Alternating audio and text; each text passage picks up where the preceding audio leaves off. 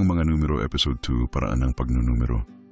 Simula nang ang mga sinaunang numero ay gumanap ng mahalagang papel sa pang-araw-araw na buhay ng sangkatauhan upang masanay sa kanilang kapaligiran at makapagplano kung paano pamahalaan ang kanilang mga reserba. Nakaimbento ang mga tao ng isang sistema ng mga palatandaan na malinaw na naglalarawan kung gaano karaming mga naninirahan ang nakatira sa nayon o kung gaano karaming mga hayop ang napatay na. Ginamit ng mga unang numero ang sistema ng pagbilang ng notasyon tulad ng mga bingaw sa isang kahoy na patpat. Ang mga sinaunang natural na numerong ito ang naglatag ng pundasyon para sa mga buong numero na 1, 2, 3. Ginamit ang mga ito para sa mga praktikal na layunin mula noong mga 30,000 BC. Ang mga mangangaso.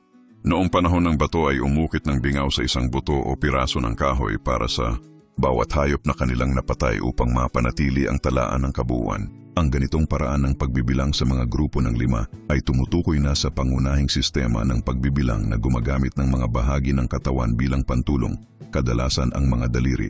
Ang sistemang desimal ngayon ay malamang nabatay sa sinaunang paraan ng pagbibilang na ito. Ang pagdaragdag ng mga daliri sa paa ay lumikha ng isang alternatibong sistema ng pagbibilang batay sa 20 na ginamit ng mga sinaunang Ehipsyo, Griego at Persyano. Maraming mga pinta at inukit na natuklasan sa Ehipto ang naglalarawan ng mga taong nagbibilang o tumatawad para sa mga paninda sa palengke. Ang bilang na 0 sa kabilang banda ay natuklasan ng mga Sumerian at Babylonian. Ang kanilang sistemang numerikal ay batay sa bilang na 60, na marahil ang pinagmula ng paghahati ng oras sa minuto at segundo, pati na rin ang paghahati ng bilog sa 360 degrees. Ang pagunlad ng mga numero ay malapit na nauugnay sa alpabeto dahil gusto rin ng mga tao na itala ang mga paglalarawan ng kanilang binibilang tulad ng mga barya, prutas, alipin at hayop gamit ang mga pictogram o mga abstract na karakter. Ang isang mahalagang kinakailangan para sa pagunlad ng isang komplikadong sistema ng numero ay ang pagpapangalan ng mga kardinal na numero na hahantong sa kahulugan ng mga karagdagang numero kapag pinagsama-sama. Ang 5 at 10 ay bumubuo ng 15, ang 8 ay pinarami ng 100 ay bumubuo ng 800 at iba pa. Naiwasan nito ang pangangailangan para sa isang walang katapusang bilang ng mga termino para sa pagtatalaga ng mga numero at nangangahulugan din ito na ang parehong mga numero ay maaaring pagsamahin sa walang katapusang mga pagkakaiba-iba upang lumikha ng mga bagong numero. Ang numerolohiya, ang pag-aaral ng impluwensya ng mga numero na ginamit ng husto ng mga orakulo, ay nabuo kasabay ng sistema ng numero at kahit ngayon, maraming tao ang naniniwala na ang ilang mga numero ay pinagkalooban ng mahiwagang kapangyarihan.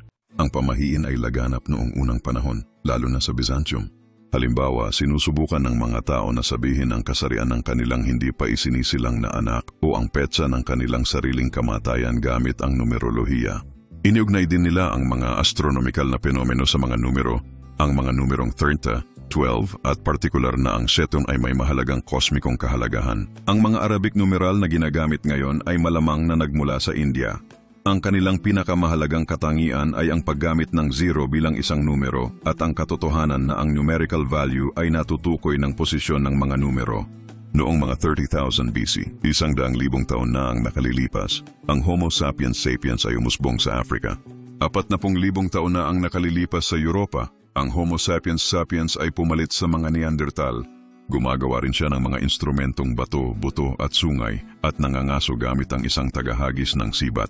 Ang mga ipinintang larawan sa kuweba noong panahong Paleolitiko mula sa Lascaux at Chauvet sa France ay humigit kumulang 40,000 taong gulang.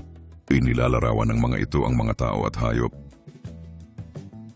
Kung nagugustuhan mo ang mga ganitong kwento, paki-subscribe, share, like. Itong aking YouTube channel. God bless po sa inyong lahat.